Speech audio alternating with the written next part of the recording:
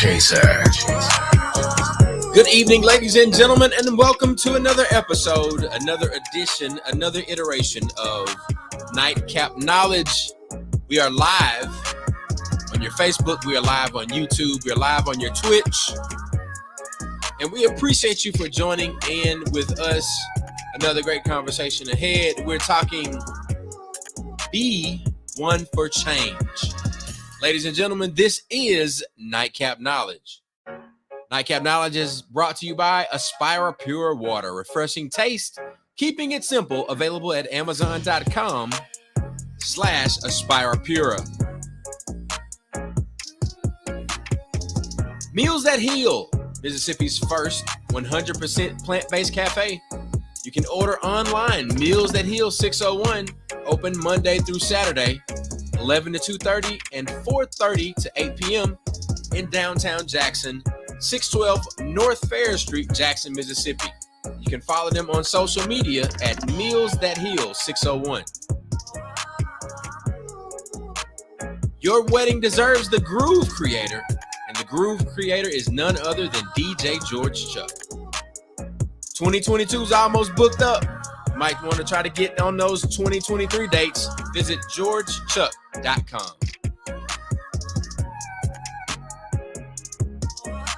The EPS Institute, healing the entire you.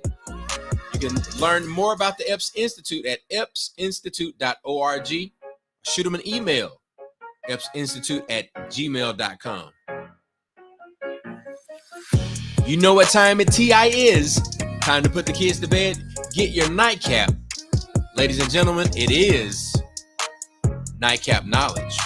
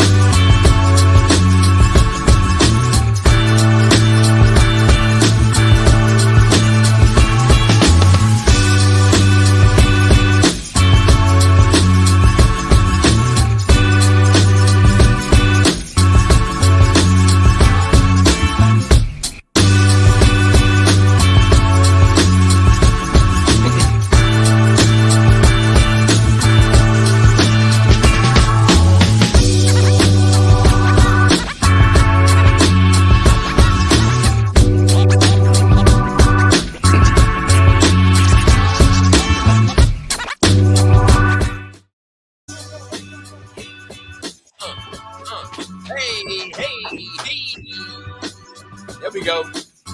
What's crack-a-lackin'? What's crack-a-lackin'?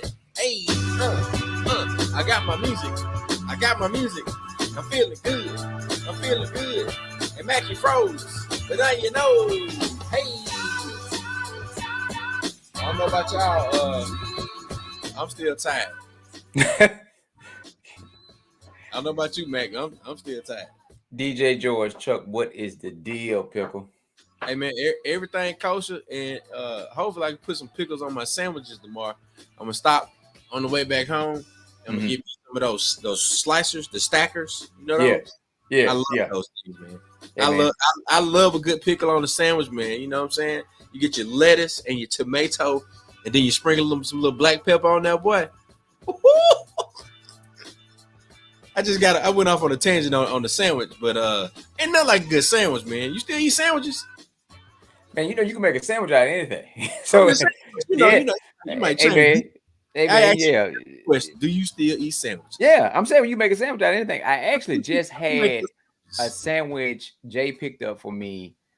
It was made like really famous by Tabitha Brown. That's what put on the spot. She went and picked it. You know what I'm saying? She picked that sandwich up from Whole Foods. So I like, I got to see what this sandwich is about. So Jay what got the sandwich me one. is, man? Shit, I don't remember. What? It's like a BLT, but I gotta tell you what it really called. It's made Indian dish. It's like pressed rice and beans, but it gives you that bacon type feel. You know what I'm saying? Yeah. You know. So I was like, man, but it got like this cream sauce on it, and it got spinach. Oh man, yeah, it was good. That sounds like I would eat that. Listen, next time you come to Jackson, remind me to tell you about this sandwich. Hey, it's a good sandwich. Let's see. All right, I got a Jackson date coming up soon. Yes, sir. Yes, sir. Yeah. Listen, hey, well, everybody's paying attention right now. I want you to go ahead and share with a friend, family, somebody you might not even like. Go ahead and share with them. Let them know that you're watching Nightcap Knowledge. That's it. Before our guests get on, before we get deep into the conversation for tonight, go ahead and share with some people that may not have tuned in before. If you think we're doing a good job. So we want to keep this thing going. Remember, this show is rated Black and uncensored, real talk, real issues, real solutions. So sometimes we try to be politically correct. Most of the time we don't. You know, whatever's right, whatever needs to be said, if it come up, it come out. So tonight, DJ George Chuck, two things we got to cover. We got to cover our mental health minute and what we drinking. Come on with it, man. You want to hit the mental health minute before we go into our drink therapy? Yes, I can do that because our mental health minute connects with our guest that's coming on the show and what they're doing, right? So the mental health minute was faith without work is dead. I go back to these. I kind of recycle them, right? Yeah. But I keep saying that because I want us to understand the work. We need so much in our society. And I want us to continue to understand that we have to put in the work. But also we got to believe in ourselves, believe in our deity, believe in ourselves and the deity that's in us, that we can accomplish those things, no matter how big it may look. You know, when it comes down to people say, oh, well, this is example. Oh, ain't no hope for Jackson. There is hope for Jackson. There's hope for Jackson. If you believe there's hope for you, there's hope for Jackson. Are you willing to put in the work to ensure that there will be hope and that things will change in a positive manner for Jackson? Yeah. Do you believe that you can do something about the situation? And that goes back to having that faith, and faith without work is dead, because you got to put in the work to make sure that whatever you believe in becomes a reality and becomes a truth. Because then you get other folks to buy into it. When they see it moving, they start to believe. They're like, it has to be something to this. They start to believe. They start to believe in themselves. They start to believe in people, and they believe in change, which goes back to our guest that's coming on tonight. The name of the event that they're doing tomorrow is called B1 for Change. B1 for Change. You need to be one for change. You need to figure out what can you do to help make society better. Because doing nothing is never an answer. Sitting back and saying, I didn't do anything to cause a problem is not the answer. The problem is there. Be one for change yourself. Figure out what can you do to make things better. And a wise gentleman who's a deacon, Mr. Ernest Perry, talked about starting in your own circle. Starting with your family, your immediate family, your extended family, your friends, whatever organization or groups or whatever you're a part of, start in that inner circle. And start with that to being one for change and living that work and helping folks do better. And it helps you do better, because once you know that you have a certain responsibility, it keeps you on your game. Iron sharpens iron, and you always want to be prepared to be able to lead. So that's my mental health minute. Hey, faith without work is dead. What we're leading into our guest to talk about, be one for change. There you go, brother CJ. Yeah, man. Shout out to CJ, CEO of Black with No Chaser, checking in with us. I give you, I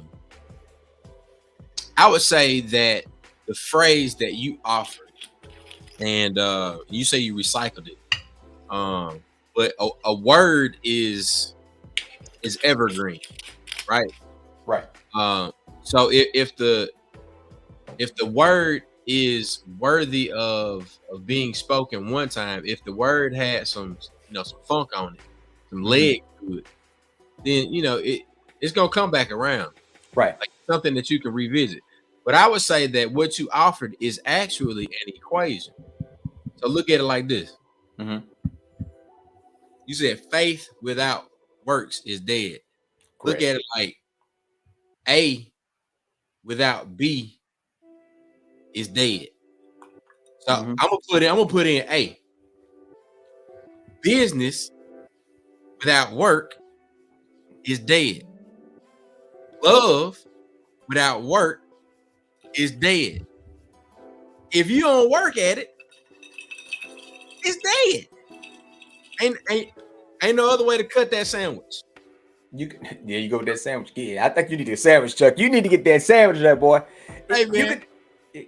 And we on our farmer tip, right? I've been watching, and I like anything that deals with farm. I went from two extremes, you know what I'm saying? From Queen Sugar to watching this predominantly white show on Netflix called The Ranch. Okay. Anything that deal with land. It don't matter how fertile the land is if you never ever get out there and work it. You gotta work it, man. If you don't work it can produce some of the best crops, vegetables, but you have to put the work in to make sure it does what it does what you need it to do. Yeah. So that's why I want us to understand that the work has to happen. You know, a lot of us, we weren't at a certain plateau where we need to be, no matter if it was a musician, sports or whatever.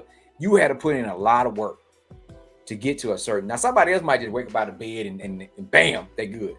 But to get to that person's average day, you had to put in a lot of work.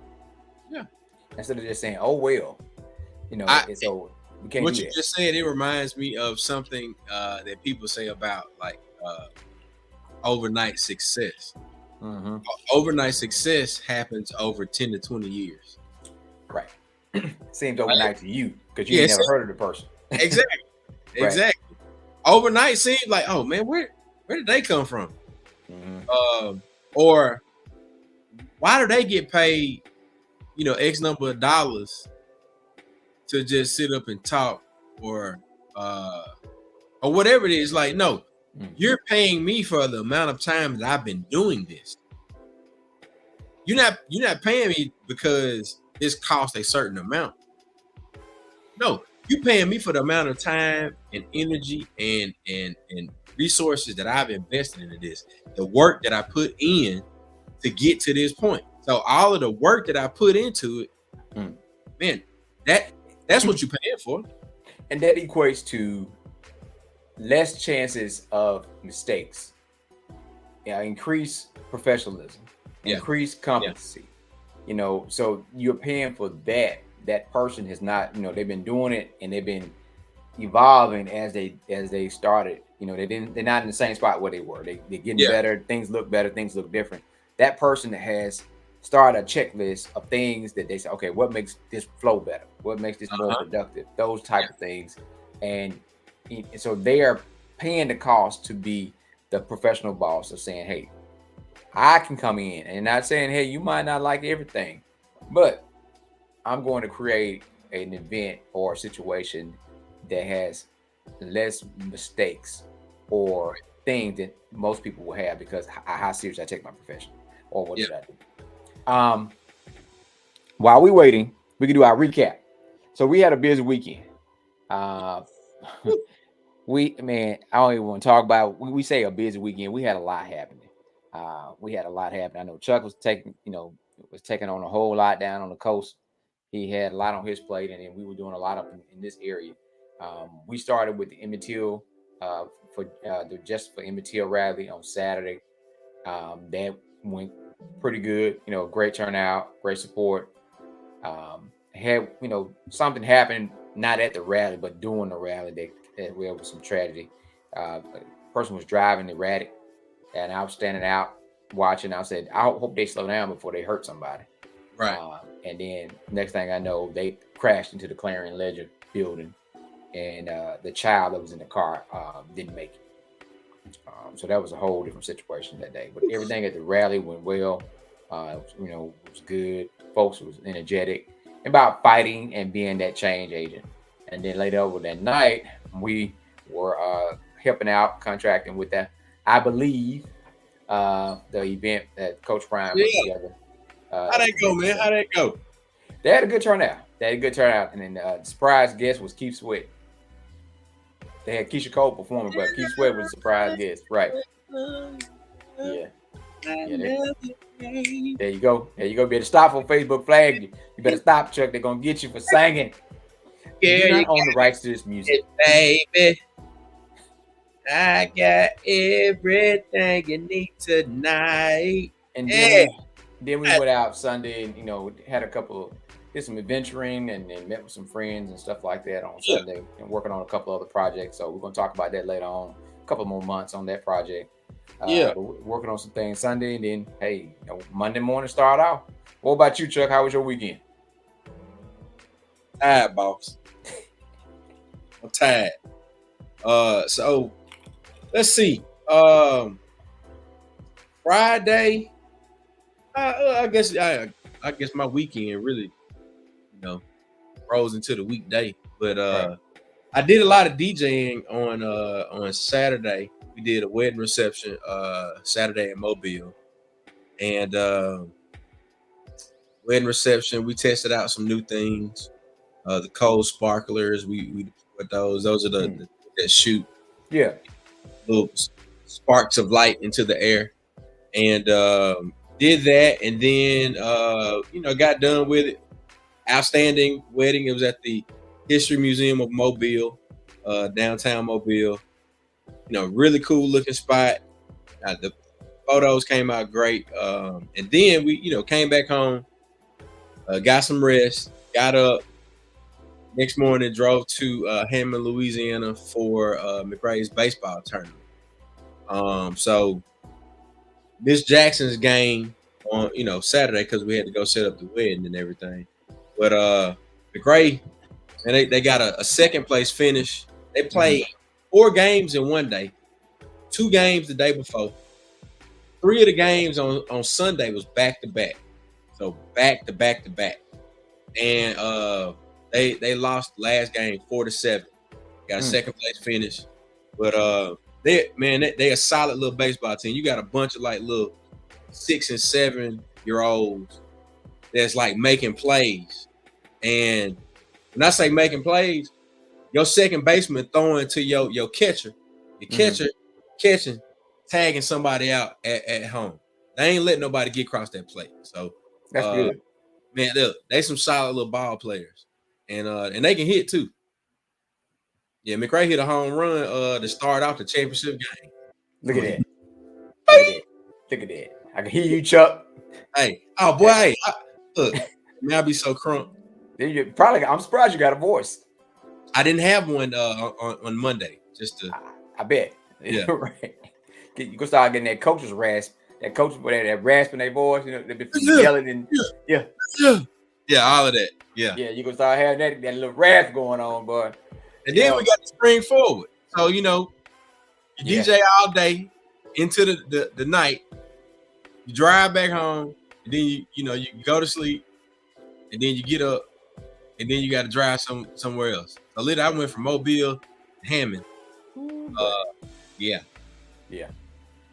Well, hey, but it's hey, it's all part. I tell people this is not a job; it is a lifestyle. Shout out to Ronzel Brown checking in with us. Good evening. It's a lifestyle. Brown. Well, ladies and gentlemen, it's about time to get to our esteemed guest. He is known around the country. He is a brother that's been doing a lot of good work. He has been changing. He kind of merged professions with education to health, but he's still educating about health. Right. So this brother is moving things forward, man. He's participated with us with Sleep Out, and they are actually doing something with their foundation geared towards helping those in need. And we said the unhoused population. I've had 2 folks that are unhoused, that are in need, that text me today that are in need of services, and I know that they will be there tomorrow. So we have none other than brother Dr. Marcus Chanay. There you go. The original Mac, Marcus A. Chanay. What's going on, brothers? How y'all doing? Man, we good, man. We good. What's going on here? Good, good. I still have to call my brother. No, doesn't make a difference. George does wear those other colors, but he's still a brother. Oh So I yeah, Hey have man, to acknowledge that. look, oh yeah. He's still down for I the cause, baby. don't care what color I'm in. Look, I wore red on the frat call tonight. Told him to say something. I see you, brother. What you say? You say something about my hey. But man, let me tell you all, it's good to be here this evening. Let me just thank you all for what you do. Really, truly, thank you all. I know Chuck is down on the coast, and it just seems like he's still very well connected to Jackson. He's doing his own thing on the coast. With I heard him talking about his kids. Um, and then what Mac is doing in our community, I think sometimes people take it very lightly, but it makes a difference. Those small things make huge differences in people's lives, and that's what we've got to be able to do. And that's kind of what we came up with um, for tomorrow. We were really had an opportunity to um, be out with the as Matt calls them, um, those folks who don't have households, with the fraternity and along with George and Max Foundation, and was inspired that evening. B1 Foundation was really established to raise monies for scholarships for our students that are in our certificate programs. But that night I came home and I was so excited about some of the things I saw. And I'm gonna tell you, I'll be honest with you all. One of the things that it was an excitement, but it was also a sad note seeing these elderly women out there Yeah, that night that didn't have yeah, a place, didn't have a home. yep, And so we made a commitment from that point that one of the things we wanted to do with the foundation was raise awareness and conscious about our homeless in the Jackson metro area. And we wanted to make sure we put our dollars and cents into it. So tomorrow is one of many times that we're going to be out in the park. One of many times being an advocate for those persons who might not be able to advocate for themselves. And so that commitment is starting on tomorrow, where we're going to have someone out, bring out, serve food to the folks that are going to be in Pittman Park. We're going to be doing, we bring it out. We've got some students that are in our CNA program, our phlebotomy classes. They're going to come out. We want to ensure that they experience everything they need to see. We're also going to be bringing out some high school students. We all have our own kids that are still in high school that work for us. So we want to give them, because a lot of times these are kids that are growing up in the surrounding areas of Jackson and might not understand and might not see what's really happening in the community. So we want to expose them and experience that with them. And then the last thing, of course, being that we do have B1 nursing care, we wanted to make sure that we did health screenings yeah, for those folks that were out there. So we plan on being out there for 2 hours, from 12 to 2. We plan on being able to really give some insight, but more so importantly, we want our folks to be able to, not only our workers, but we want to have our folks come out and really be able to see some things. And I think one of the biggest things is imparting that type of our young folks really being able to see folks, because they're not used to it. They're used to having meals every day. They're yeah, used to us buying stuff. So they really don't understand. And they might see somebody out on the highway and they truly might not have an understanding of why that person is out there on the highway asking for money. So this gives an opportunity for the folks that are our kids that are affiliated with us to have an opportunity to also give back. So they'll be serving on tomorrow afternoon. So we're looking forward to a great time out at Pittman Park. that's what's up. That's what's up. I know that the first time that McRae was old enough to ask the question. He was like, "Daddy, why are they out there standing up with those signs?" And he's seen me do this before. Like, I'll stop, greet a person, talk to him for a second, then ask him, are you hungry? And then I, might swoop back around, take him some food. He was like, "Daddy, why do you do that?" And I was like, "Man, look, if it was me out there, I want somebody to stop him and give me a little bite to eat." Because most times people aren't out there just hustling because they want to get over on people. They out there because they absolutely have no other option. They've exhausted every option that they've had, and this is their last resort. That's very true, George. I mean, one of the things that my baby girl has really, for whatever reason, ever since she was a little girl and she's 11, she's had a deal every time you pass someone that she's seen in cities that we've visited. She wants to, hey, give him $1, Dad, give him $1. And I might make that comment. Well, I don't know where that dollar is going. She said, doesn't make any difference. Yeah. And to hear that from a young child, and it really doesn't make a difference. You're doing God's will. Yeah. And, you might not have time to run and get something to eat real quick, but giving $1 here, $1 there, it's not going to kill you. And you're right. A lot of people, are in situations. And like I said, when I saw from my own tour, I never thought about it, to be honest with you. You see mostly men or you see young women, but seeing those elderly women out there in the park that night, man, it broke my heart. It do something to you. It broke my heart. And just the fact that, like, why y'all are out here, and you're getting around on a cane, and you just start thinking about so many things from a health standpoint, and if they're really taking care of themselves, where are their family members? Do their family members know that they don't have a place to stay? You just start thinking about all those things. So that's why we're doing what we're doing. Yeah, it's definitely something that you don't know how it will be if the shoe was on the other foot, and you're trying to be that change agent to help someone that's in need, because they are out there, they are hungry. And it made me think of a story. We started this a long time ago. We just started helping the homeless today. Yeah. I remember when Chuck had the Sonoma, we were headed to Freelance, and we rode around to go. I think we went to Wendy's or something. Anyway, we went to get some chili or something because we saw two homeless gentlemen. One was in a wheelchair, and the other guy was pushing it. Mm-hmm. And we went and rode around, and we gave him a pocket rocket too. I ain't gonna even lie, because it was cold at night. We're like, whatever you got to do to stay warm, brother. Whatever you got to do, But it's because you're like, what would you want someone to do for you if you was in that situation? And look out for me.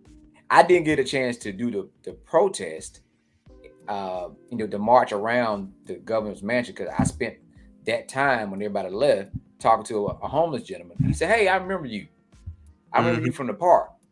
Yeah, y'all come out there," because he was reading my mask, got my Mississippi Blue mask on. He was just talking to me about, being out there, and he was just talking about, seeing us and remembering us and what he's doing. He's just talking about his life. He talking about how. And I just asked myself, how long you? He said, "Well, I'm actually from the Delta, and I've been out here since he got out of prison in 2018." And he just said he'd been trying to get back on his feet. Said he ain't had no trouble. He'd been out of trouble, had no problems. He ain't no papers. He got his Social Security card. He got his ID. He said, "I'm trying to get a truck so I can get this contract. I'm trying to work. I got this. I got health care. I got a phone. I don't have nowhere to stay yet." But he's building a way to get himself back to be a part of society. And he's gonna be there tomorrow. But I got his number. He's the person that keeps me in contact with what's going on. I rode around and went back out Friday night to try to give him a sleeping bag because it was cold on Saturday night. I couldn't find him. By the time I got back to the house later on that night, he called me back. So I just kept the sleeping bag in the truck. So when I see him tomorrow, I'm gonna give it to him. But it started back with that one. If I can help this gentleman get to where he needs to be, if I can help this next person get to where they need to be. Um, and the story that you talked about with your daughter, I had the opposite story with mine. We had spent money one Christmas and bought her this brand new mattress, and me and Jay was excited, like, hey, you got this big comfortable, And she's like, well, what are toys? I looked at her. I said, come on, let's go. Because we had a lady, we had just did a sleep out for the homeless in 14. We loaded up some old pots and stuff that we had because one of the ladies with the shelter had just found somewhere to stay. And I took her straight to the homeless shelter for the women. She said, they got babies in the homeless shelter? I said, homeless mama, homeless child. Right. And she would just couldn't believe that there were a homeless baby. I said, because the parent has nowhere to go. And so, yeah, hey, you never know the situations and circumstances, but that's why we know we need to do more and come up with a sustainable plan to help folks, prevent them, for one, by closing some of the gaps within poverty, but also help those who have fallen get back up and get into a better position, and help them, whatever happened, whatever the circumstances were, to help them recover from that, because that's trauma in itself. And healthcare, majority of them don't never get a chance to see nobody. A simple thing was a blood pressure check would let them know if they at stroke level and what they need to do. They don't know. They don't know what their blood pressure is. They just walking around, have a headache. They might sit down. Who knows? But those simple things like that are needed to help these folks. Because I think it right, and it really goes even deeper. When I sit here and think about it, through our home care business, we see a lot of VA clients, but there are a lot of veterans that are out there homeless, and don't have a place to go. And a lot of them have so many other issues that go along with just being homeless. They have a lot of them have mental issues.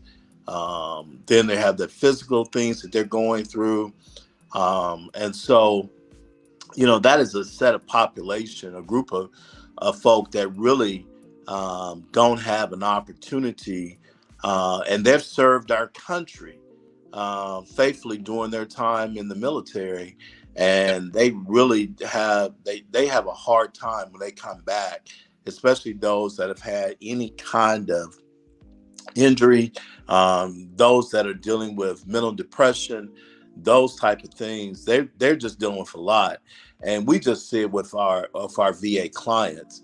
And so I can imagine those folks that are out there that we see in the park areas, the number of those folks that are actually veterans, and trying to make sure they're even taking advantage. We're not going to go into detail tonight about some of those VA benefits, but they need to at least be able to take advantage of the benefits that they can receive as a veteran.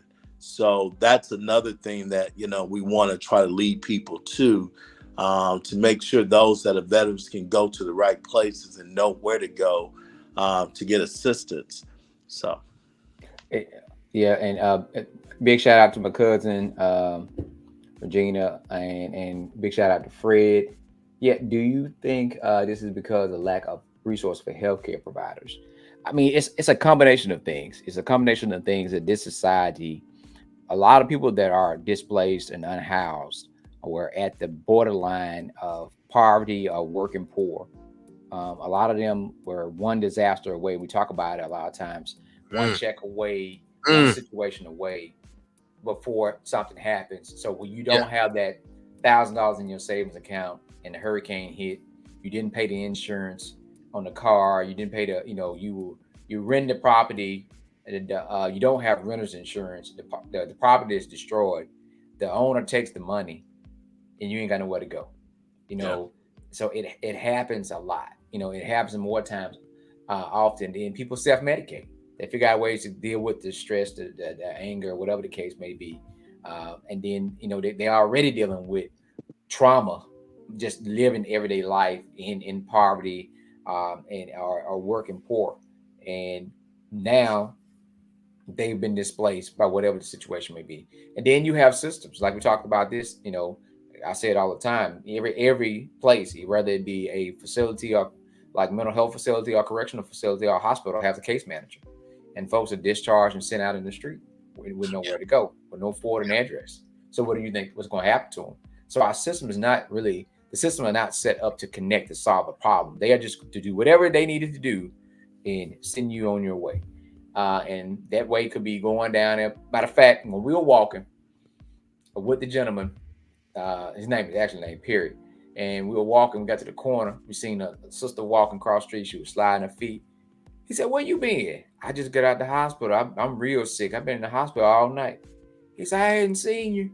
She was another one of the, sister of the homeless population. Yeah. And she had been in the hospital all night and had nowhere to go. So you just got out of the hospital. And now you're walking to find somewhere to go to bed down for the night. It's a disheartening scene to see when you turn over by the Clarion Ledger and you see 7 or 8 brothers wrapped up together, sleeping on the grave. So we got a lot of situations that we got to figure out. What a lot of the causes is because our system do fail the community. They fail the people that pay the Excuse me. They fail the people that are believing in them and looking for them to give them the expertise that they need, whether it be social service systems, whether it be education systems, healthcare systems. It's so many different systems that fail a large group of people because somewhat in their mind they have put that, hey, this person is not worthy of all my attention and what I need, or they're just looking for a handout or whatever the case may be. But if you don't have anything, what are you supposed to do? And so even if you sit down with them to educate them, to come up with a plan to do something, to come up with a way to assist them. Now, you say that, you think about, and this is something that it's going to have to take. I'll give an example. You all know, I think both of you all know, I'm not sure how much it has helped, but in LA, Los Angeles, California, they have Tent City, where they have poured money into a certain area in the city to try to help with those homeless persons. Not sure if what is being provided for them, and when I say provided, I'm talking about those social services, those mental health services. I'm not sure what is being provided for them, but I know that because of the overcrowdedness they had with the buildings, and trying to, people had to sit outside and wait in line to get in for the sleepover for the night. They decided to create this tent city. Excuse me. But again, I'm not sure. I know it looks successful, but again, I'm not sure how successful it is, because I'm not sure if it's getting them on the right track. Is it working with them from a social service standpoint? Is it working with them from a mental health standpoint? Is it trying to assist them in trying to help them with job development, getting jobs? I'm not sure. I'm not sure if it's just a place where they can just go lay their heads. But to me, that's good. But, it's that extra stuff. It's those things I just mentioned, those social services, those mental health concerns, those that job development, those type of things. That's what they need. They need to be able to cope with what's going on. But more importantly, they need to be able to get into some type of career, or, something that they can be able to go out and get a job so they can take care of themselves. And so they don't have to live out on the streets on a day-to-day night. So I just think I'm not sure if they're doing all of that, but I just think that is something that, and I know I'm speaking to the crowd, but that is something that if the state is going to seriously start looking at our homeless population, we're going to have to be that creative in doing something like that. If we're not, then all we can do is assist them, like we're doing on Tomorrow, or what MAC does, or what other organizations are doing in the community, feeding them, making sure they're sheltered. But it's not getting them off the streets. And Chuck, I don't look, half of those people really they don't want to be on the streets. They want to be able yeah. to be in, four walls, a roof over their head, and really be able to be a productive citizen, not just asking for all the handouts. Chuck, check your Gmail. I just sent you a flyer that Stamp sent me. I think it's a church out of California, and they have a program. And Brother Fred made a good point. In 2011, Mississippi was given a letter grade F for institutionalized 62% or more of the mentally ill. Instead of having residential-based treatments, community-based treatments, they institutionalized them. So not only institutionalized, but when they closed down the mental health places around the state, like they did in other places, and closed down smaller hospitals in smaller areas, more people end up going to correctional facilities, because you understand that that's a business. You got to put folks in beds, you got to make money. So they're not getting the treatment that they need.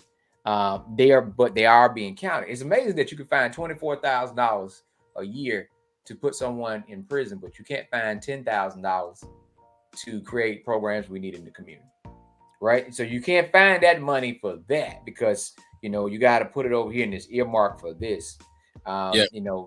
So and one of the most racist things that just happened in our state was they created this thing with banning critical race theory, so they can't talk about how racist the state is.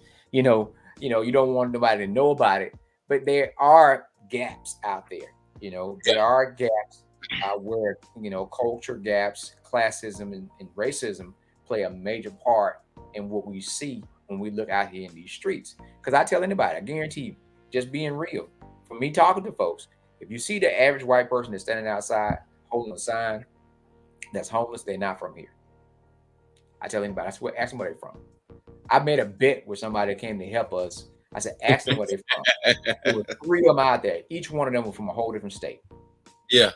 They were recently released from incarceration. They were put on a bus and they were sent to Jackson, Mississippi. They were sent here.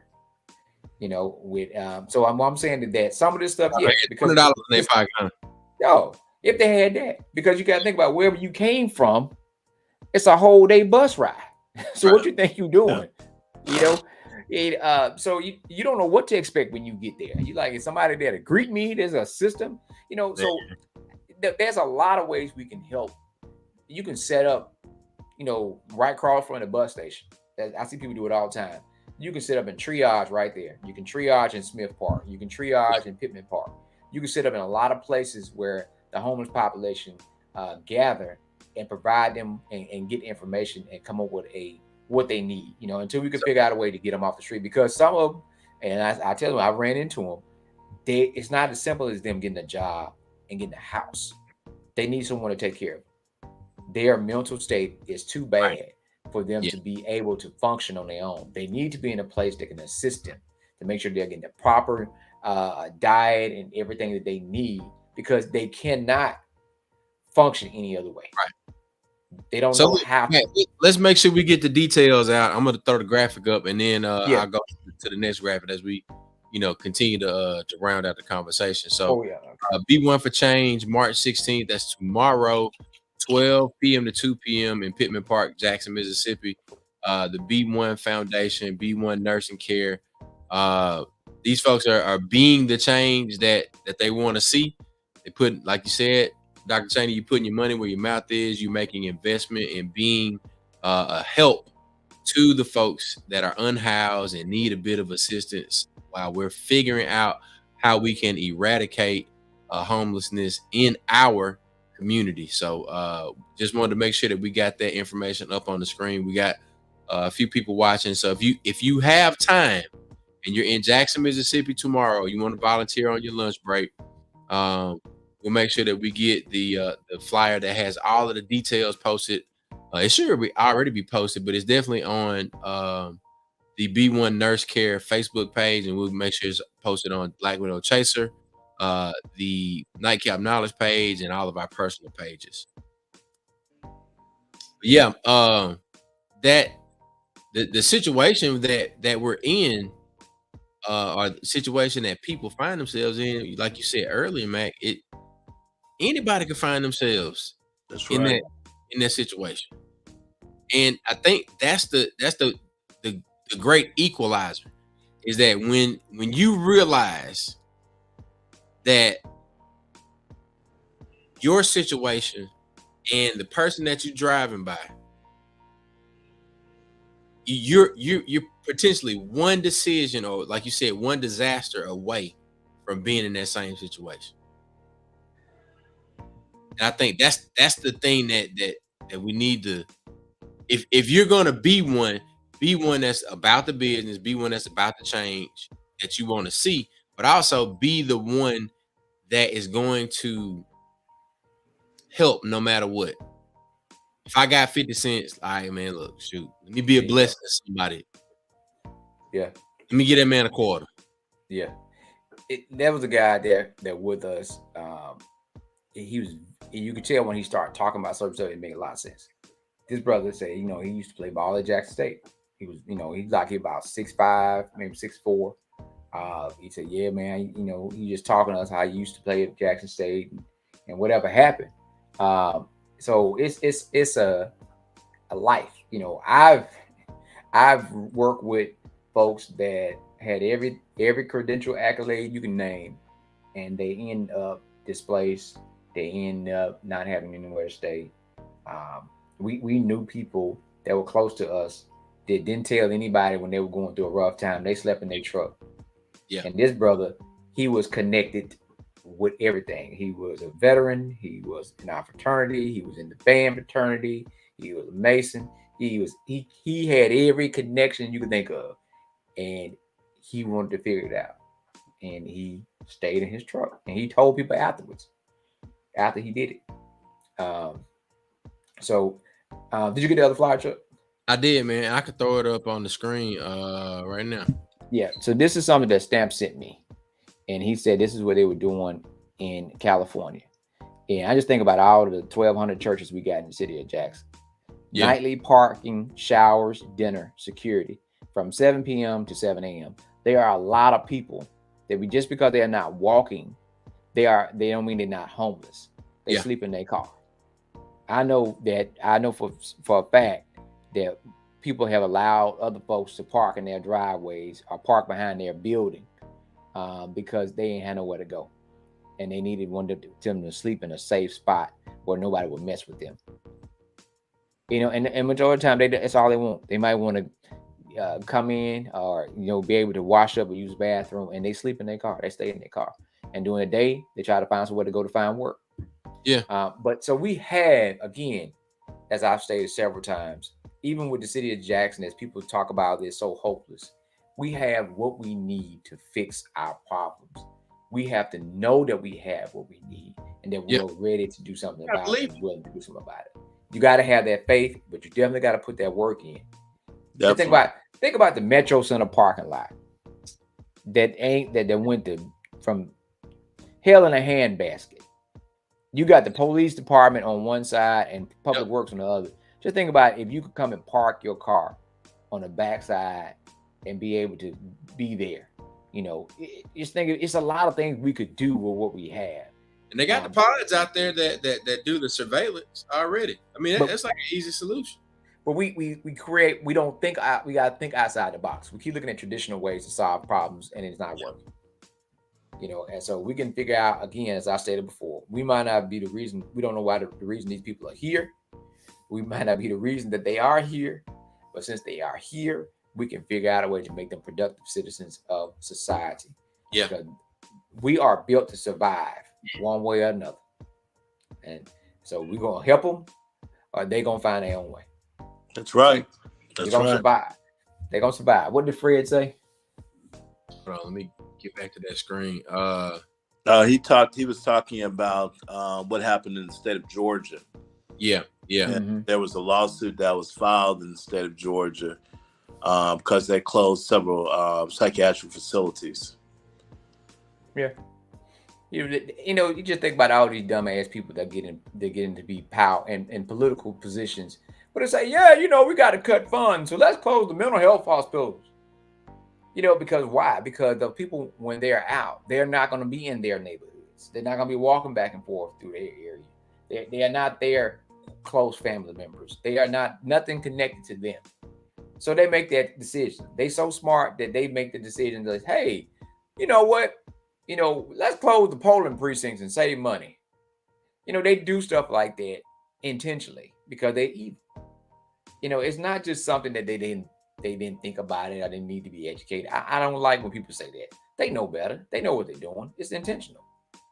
They don't care because doing that to those folks don't give any blowback to them.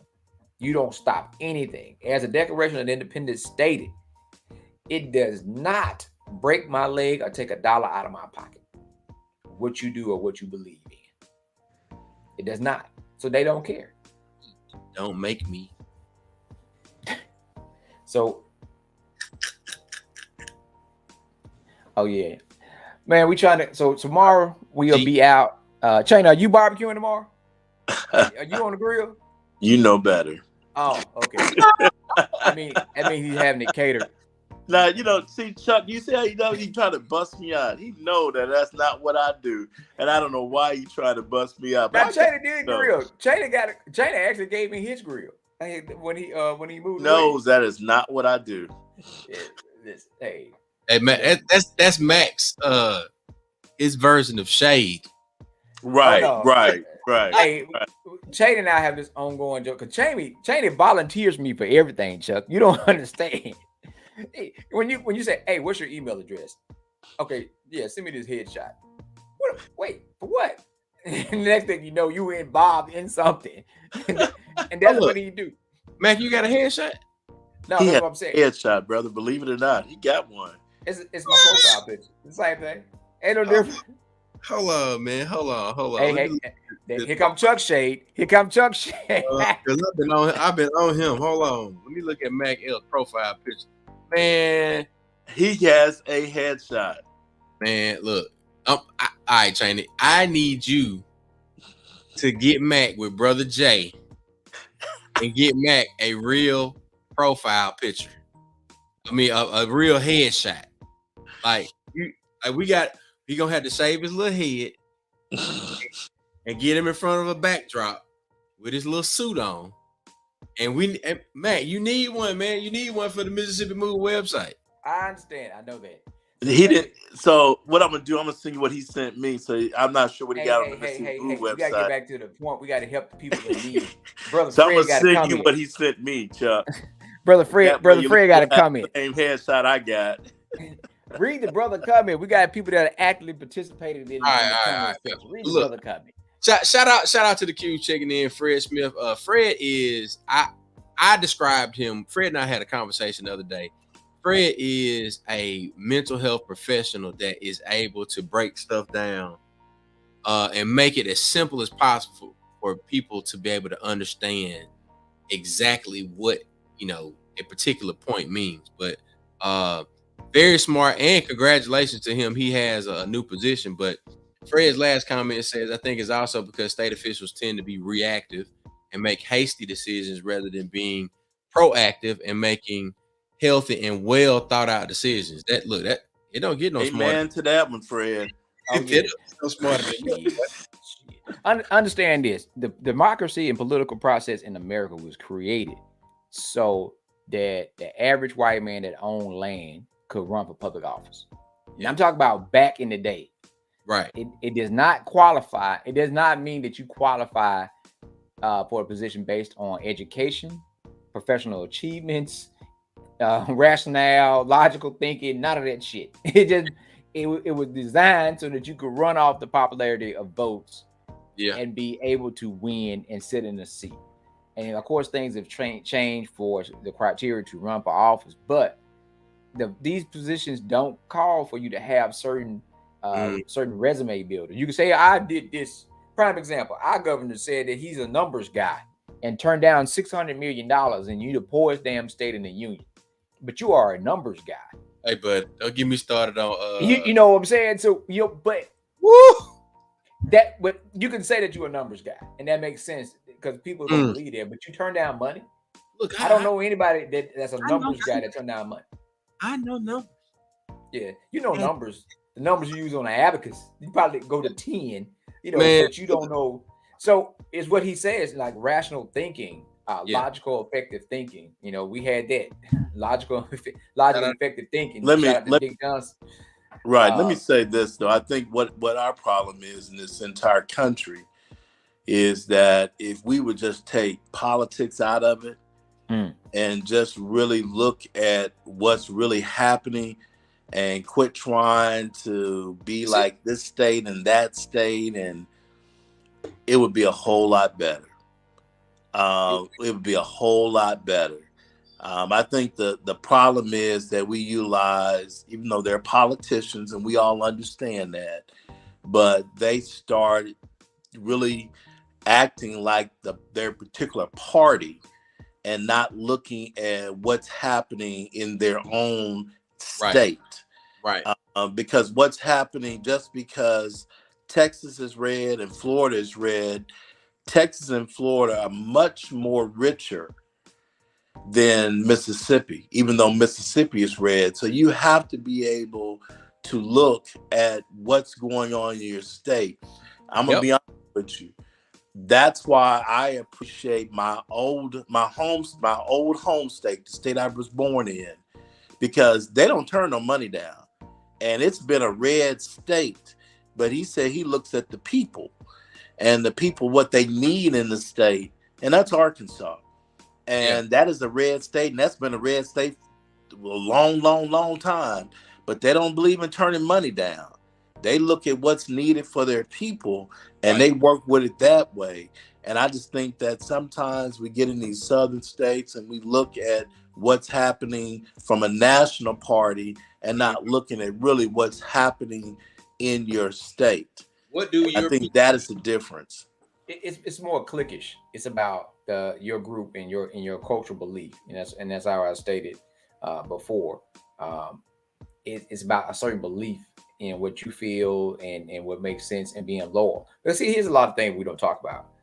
There's a lot of pushback for medical marijuana in this state simply because it can treat a lot of the things we talk about that end up folks out on the street, from PTSD to anxiety to using it for different things for chronic pain. But when you bought out about big pharma, when you getting all this pharmaceutical money and all these endorsements and donations, and you like, I'm gonna take this plant. Let me say this though. You need to look at your other states that are red. Oh, I know it. The Missouri. I'm gonna give Missouri a prime example. When you talk about medical marijuana in the state of Missouri, you get no against that. And let me tell you why. Those farmers that are in the north part of the state, guess what they grow? Medical marijuana. There you go. Yeah. They didn't make sure that the universities have researched and they're testing. The previous university I was at had a grant with the U.S. Department of Agriculture to study this, to establish a testing facility to do the research. Yeah. And how long have they been testing at Mississippi State and Ole Miss? So I'm telling you, it's like you are not looking at what can possibly bring money to your state, or you're not looking at your state as a whole. It's just like I'm going to use this and I'm going to get off of it. No, it's what you just said. They're not looking at the state as a whole. It's that small group that you're looking at. Because we already know with Medicaid how much money is going back to the federal government. But if you look at your entire state and you start looking at the people who are actually on Medicaid, you're hurting the state as a whole, not just a certain race of folk. You're hurting the state as a whole. Yep. So, my whole deal is you're not researching. You're not looking at what's best for your state. That's what Arkansas did. Arkansas looked at the people. Arkansas has a small, when you look at percentage, when you start going from central up to the north part of the state, it's majority white Americans, okay? White folk. When you look down, it's black folk. They said, we got to take this money because the majority of the folk on Medicaid look like us. Correct. So what would we do if we did not take this money to help our own? Hello. You know, you got to look at everything as a whole, and you're not. And I know where we are and all of that, but I think that if you look at, you know, I had this state, I'm not going to call his name out, I had this state legislator show me something from this last census. And if the state is not looking at that, showing the decrease in population in the state of Mississippi, matter of fact, it was less than all of the other southern states that are red. And then you look at job opportunities in the state of Mississippi. Yep. That's the reason they're going to Texas. Georgia. That's the reason they're going to Florida. Georgia. That is the reason why they're leaving Mississippi. Yep. And so you got to look at all of that, because what'll happen is the next time we have census, 10 years from now, you'll see another decrease. Yeah. And you won't have anybody here to govern.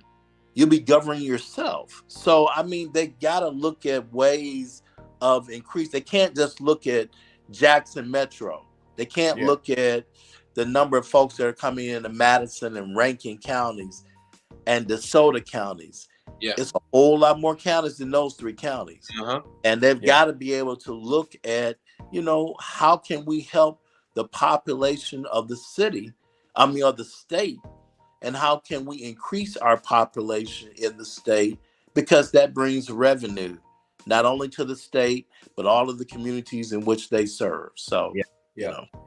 And I know we got to get off this, and but they spend more time figuring out how can you cut some people out that you end up cutting yourself out.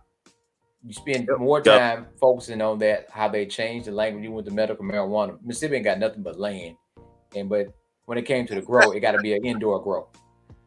So you know all this land you got. You say, you know what? You got to grow it in a building. Wait a minute, we ain't got nothing but dirt.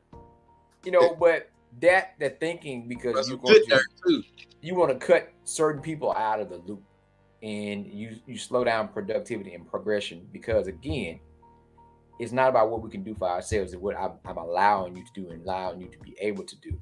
And so that way of thinking is going to always keep us behind a ball. Bro, Chanay, hit them with it one time. What we need them to do tomorrow, what we're going to be, what we're doing. Hey, listen, on tomorrow, B1 Foundation is hosting, sponsoring a luncheon from 12 to 2 at Pittman Park. We want as many people to come out and enjoy. We're going to be doing some health screenings. We're going to have some high school students out there serving. So we're excited about this opportunity that we're going to be doing. This is just the beginning of our give back. We've committed ourselves to really doing more and more things for our folks that are want a better life. And so again, tomorrow from 12 to 2, we'll be at Pittman Park. Come out and enjoy our lunch. And again, come out and get that B1 for change, as my brothers have said, and make that change for the betterment of our communities. Yes, sir. Dr. Chanay, we appreciate you for stopping in, checking in on us on the Nightcap Knowledge. We're here every Tuesday. My pleasure. My pleasure. We appreciate you for being a loyal supporter of our show, and we're gonna keep going. We will not grow weary in well doing. And look, as long as we got a platform, we're gonna keep on speaking on the things that matter to our community. Speaking on the things that will be the change that we want to see. So we here for. I appreciate you all again for everything that you all are doing. I really do. Thank you all so much. All right, folks. Mac, you got any closing words, man? Hey, man, I know one thing. When we talking about making change and doing all this stuff to help our people, we gotta have some stuff to make it happen with, Chuck. So we always working to do what? What we trying to get to? We going. Word man hand rub. What a money reside. What a money reside. You understand me? Gotcha, babe. You need to get on down over here every Tuesday. You know what I'm talking about? Yeah. We'll see y'all next Tuesday. Don't forget to hang out tomorrow. You see the info. One time for everybody checking in for our new nightcappers. Fred, I appreciate you, brother. I really do appreciate you for checking in on us. We'll see y'all next week. It is what it is. Ladies and gentlemen, this has been Nightcap Knowledge, and we are out. Damn!